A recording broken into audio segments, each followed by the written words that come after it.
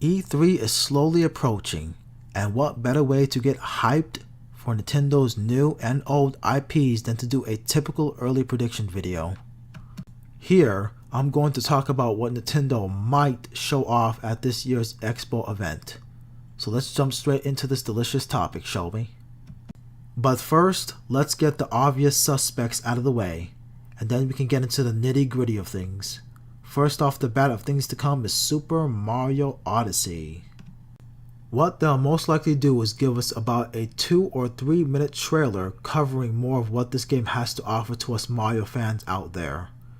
Perhaps going into detail about the worlds, challenges, power-ups, mechanics, and possibly multiplayer of some kind.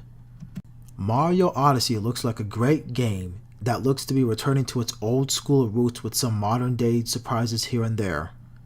And hopefully they'll announce some kind of soundtrack to go along with this epic game, because Mario music is just too damn good to miss out on.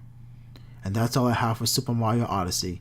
Moving on to ARMS and Splatoon 2.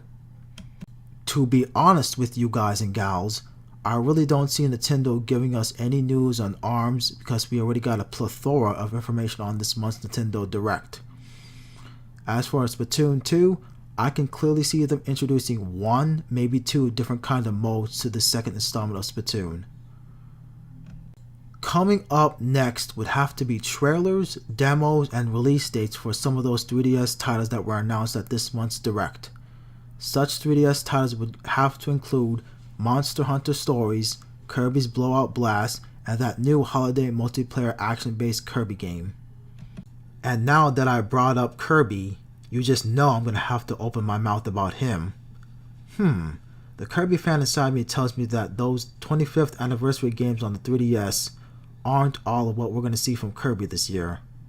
Since this is supposed to be Kirby's big year, I'm going to go out on a limb and say that there's going to be a Kirby title for the Switch presented at E3 this year.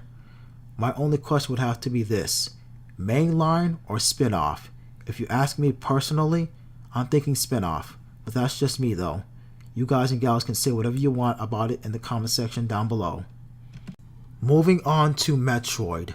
Based on what Reggie said earlier this year, I really believe in my heart that we are going to get some kind of Metroid surprise at E3, along with Amiibo to add to the picture. Sure, why not? I guarantee that Metroid fans will eat that up like a turkey dinner. In my heart, I want it to be a 2.5D style of Metroid, but realistically, it could very well be a 3D one like Prime or Other M.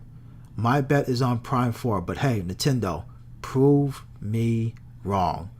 I would love for Nintendo to partner up with another well-known game company and make a Metroid title in the same vein as Other M, only built and expanded upon. It could very well happen, but we'll see.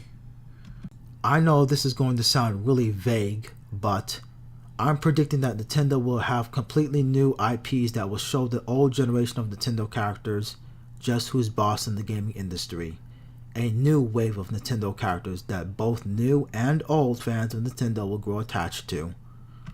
As for what these characters would look like and what kind of gameplay elements they'll have in their games is yet to be seen, my friends. All will be answered at this year's E3 for Nintendo.